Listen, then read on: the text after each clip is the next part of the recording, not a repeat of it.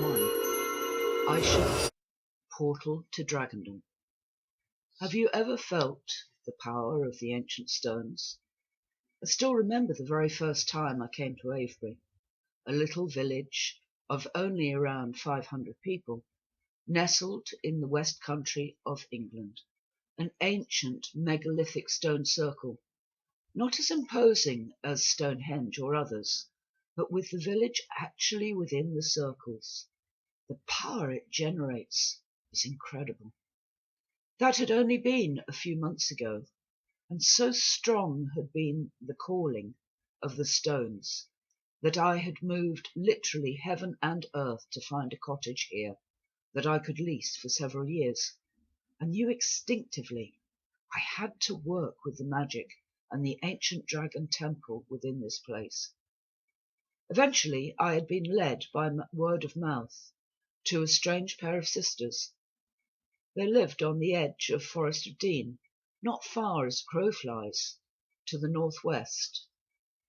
I telephoned them, and they said they would meet me before making any decision.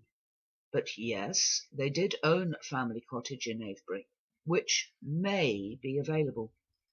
They would promise nothing until we met. They had walked up the common road together and come to sit with me outside the local pub in Avebury. There was something about the Avebury sisters, for that was their surname, that was, shall we say, strange. They looked about the same age, and while not identical, they were very similar, Gwen Avebury being a little more rounded than Mabel, both quite tall. Their ginger-red hair flowing down to their shoulders was loose, not a hint of grey, yet I knew from our conversation they both must be in their mid-60s at the very least. Their soft brown eyes sparkled, and there was more than a hint of laughter lines.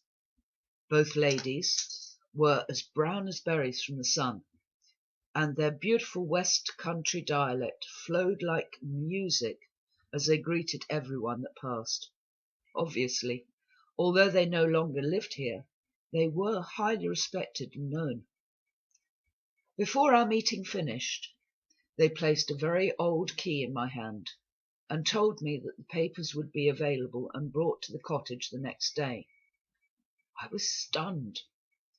Then they simply seemed to melt away, while I stood looking at the beautiful Tudor cottage, which was to be my new home. Their older brother had left it fully furnished, and in fact, everything was there. I looked with joy at the cottage, then again at the key in my hand, for only a few seconds, and then I turned, but they were nowhere to be seen. That first night I stayed in the local inn, and I saw them in my dream. I saw the stones and the cottage. I saw ravens sitting on their hands. Behind them stood a striking man with a long mane like of hair. His face, not quite human in form. In fact, he looked almost feline. They all smiled. "Welcome to our world, Aisha. Now you are family, and we will watch over you while you learn who you really are. Welcome home, dear." I awoke with a start. That had been the beginning of my world turning totally upside down. The beginnings of the power of this place changing me and drawing me deeper and deeper into a world, or shall I say, worlds beyond anything I could have expected, beyond a normal life. The unseen powers here are so strong that since arriving, I have spent hours simply soaking up and soaking in the knowledge they transmute into me. I have lost track of time, but it must only have been about a week after moving in that I stumbled on a portal. At the time I'd been standing with my back against a particular stone when I was seriously buzzed by a wasp. My automatic reaction was to move backwards, I am not very good with wasps. Actually, I dislike them.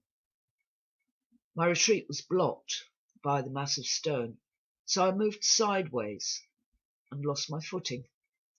Everything around me shimmered, and as I gained my feet, I panicked slightly, as I was no longer facing either the wasp nor the view of the stones and the village. Everything around me had changed. Standing now in the twilight instead of under the blue sky on a warm sunny day, now the stones, which I was used to, had changed and seemed taller. They were also now 2 complete circles, and I was standing within the centre circle. There was no traffic sound. In fact, the only sound I could hear was nature. Birds and insect sounds filled the air, and I could smell wood smoke on the breeze as it gently played through my hair as it passed. I jumped as I heard my name and span around on the spot. "Welcome, Aisha. I see you found the portal all right. Good. Now, maybe we can work better together than just through your dream state." My heart pounded in my chest and my breath caught in my throat at what I saw in front of me. There was a creature, not only from a fantasy world, but also from my dreams. A full-sized purple dragon. It blinked, and like a lizard, a membrane seemed to come across the eyes from the side, as well as the lids closing momentarily. I could feel the warmth of its breath. It was so close. I wanted to run, but was rooted to the spot. "Ha ha! Well, aren't you going to say hello, young lady? Cat got your tongue? Or are you just trying to work out if you're asleep again? I am real. Come on, I don't bite. Now, nor do I burn things up just on a whim. Reach out and touch me if you don't believe me." Hesitating, I moved my hand forward. When I put my hand on the dragon for the first time, I felt he was solid, a real dragon, not a vision or something from my imagination. Then at that moment, I thought my heart would burst, it was racing so fast. A mixture of fear and wonder filled every cell of my body as I climbed onto his back as he directed, and it was then he showed me, under the rising full moon, the portal he used. Since then, at night, when all is quiet, I slip out of my cottage and use the portal. We met and meet every time now in the ancient equivalent to Avebury rings, and every time my dragon friend is there, awaiting my arrival. Now no longer afraid, I am learning so much. Every time we meet, there is a different teaching, a different time in the history of our world has been unveiled to me under the guidance of my Monte, my dragon. I have also visited, but not been able to interact with, what he calls future possible timelines of our futures. In the early hours of the morning, before the first cockerel crows, we meet, and for a while we spend time in these other dimensions and times, so I can learn things he says I will need to remember going forward. Last night, when we parted, he told me to be ready for the next stage in my learning. Then, as always, he simply melted through the portal and was gone.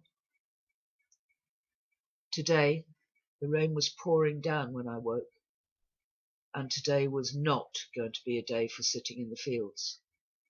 After my shower and coffee, I have come up to the attic room, with the hope that I can make myself finish unpacking the boxes and getting the last of my life into order. I am, after all, going to be staying for a long time. I know that now. It's quite dark, so I flicked on the small table light to allow me to see properly what I was doing. Up here, in the eaves of the cottage, the ancient wooden beams, both in the ceiling space and the external walls, were visible, and while dark, they actually make a room feel cosy. It smelt of old books. I wanted to turn this space into a spare bedroom, but right now a dozen boxes sat in the way of that dream. While I mused on what could look like, I felt my name being called again, rather than actually heard it. Aisha, Aisha, are you ready? I looked around, then vocally answered. Where are you? Guide me. Everything around me shimmered. Behind the large wall carpet on the far wall now, there was a very bright light. I instinctively knew I had to go to it. Lifting the edge of the hanging and walking behind it, I could now see the light came through what appeared to be an opening I had never seen before. I relaxed my body and took several deep infinity breaths and answered the call. Now I was standing in a rich green undergrowth.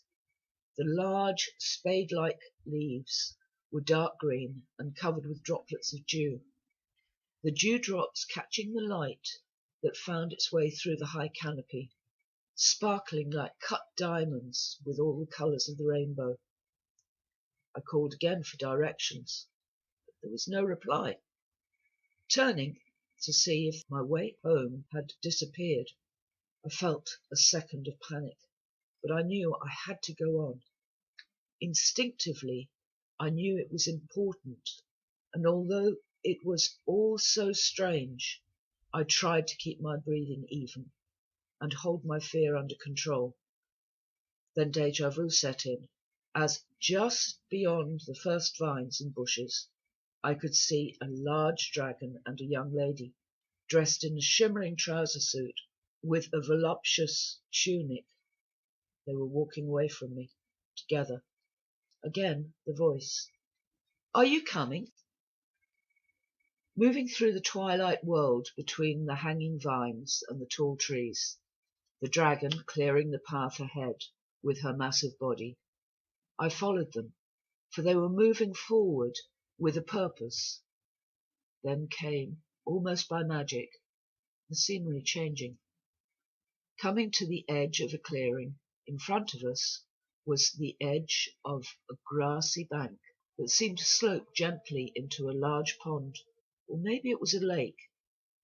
The sound of falling water came from the beautiful waterfalls at the far side of the water.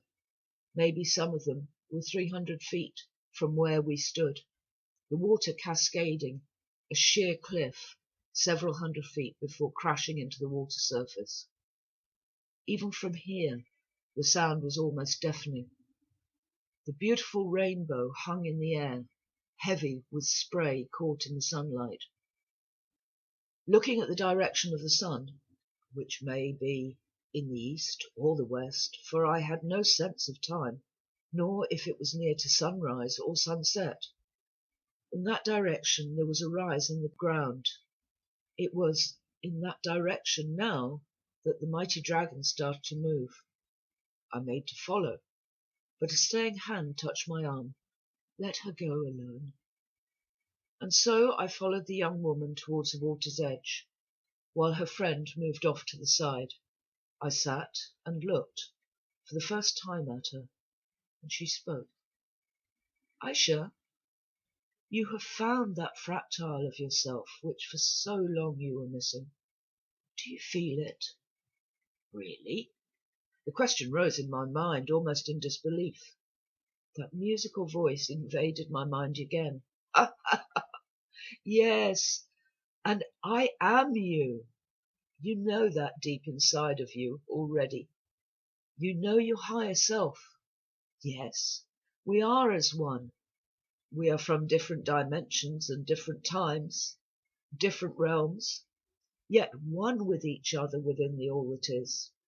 My name is Princess Milana of the Royal Elvin House of Arianel, and my friend is my Monte.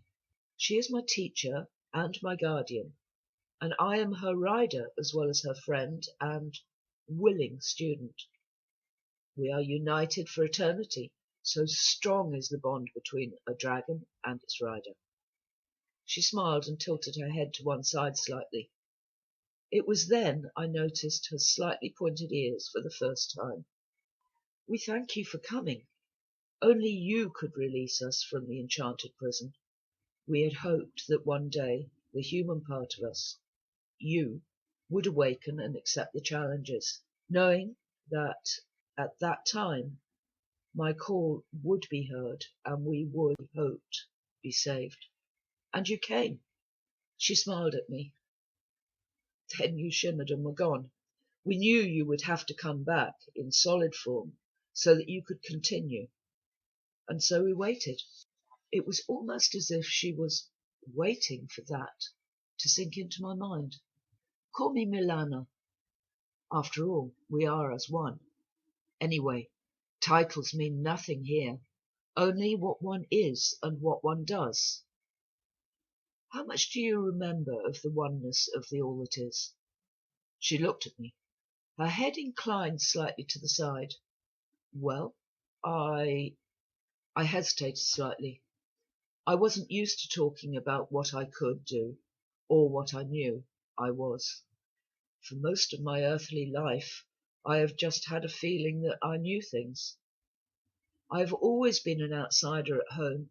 Few people seem to like being around me. They think I'm strange. I smiled, covering the voice within, which was telling me not to say all I was. I had said enough for now. It was not time, even here, to say I am a quantum time traveler, and that I actively activate leylines and anchor timelines, or that I am a wisdom writer. Most people believe in my dimension, that their life is all there is.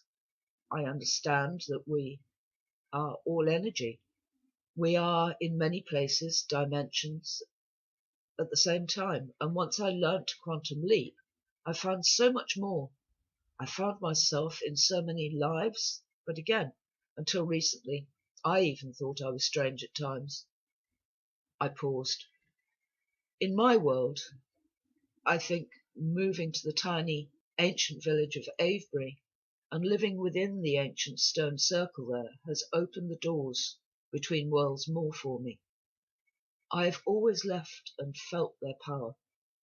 She laughed. The sound was so musical, and I found myself smiling, and my heart felt lighter. I knew deep inside that I was whole now. I had found what was missing.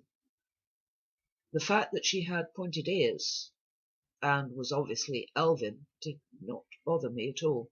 In fact, it excited me. The fact she was a princess made no matter. I had found her. She was safe, and she had known I would come. I have found my own Monte, I said quietly, almost not sure if I should tell her or not.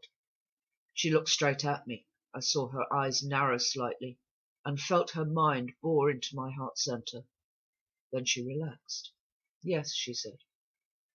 I see it in your heart. This has helped you to find us, and to get here before it was too late for everything. There seemed to be a tear welling up in her eyes.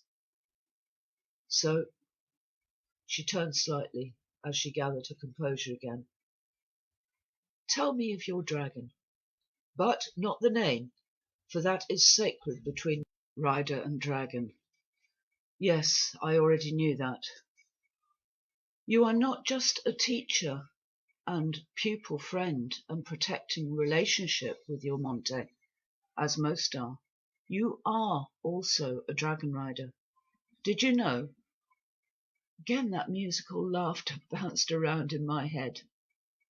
Now I explained a little bit about meeting my dragon, the fact that he was a similar shape to her emerald dragon, but much smaller. He had told me he was a Tika, or young dragon, and had been sent to find me. He had chosen to take this mission from what he knew from my higher avatars, the higher frequency of myself, from dimensions beyond human accessibility. Parts of ourselves hidden until we, as humans, rise our vibrations from hate and greed, anger, and the low vibrations attributed that help hold humanity in lack and slavery to our 9 to 5 world. Once my own vibration field had risen to a level that he could get into, if only for a short period of time, my dreams, he made contact. He had also been with me many times when I quantum jumped to other dimensions to work, or, as most would say in my world, he was in my imagination. Then he had come through the hidden portal in the stone circle near the cottage. He had taught me many things, and took me riding over the rolling hills and the ancient stone circle, and other sacred sites where I had lived by night.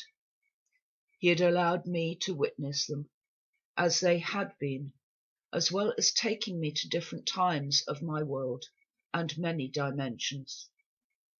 This, he said, was all part of helping me remember who I really was. I treasured those moments. I had continued channeling through all the others who were my teachers and protectors, and had added my little one. I laughed when I felt her tense at the name, and assured her that that was not his name. When he had told me the reason and the law, so to speak, between dragon and rider, I had given him a pet name, keeping his true name just to me. She visibly relaxed. I went on to tell her that because I lived alone and out, one might say, in the countryside, we spent a lot of time together, and in the last few weeks had been on several small missions for the All That Is.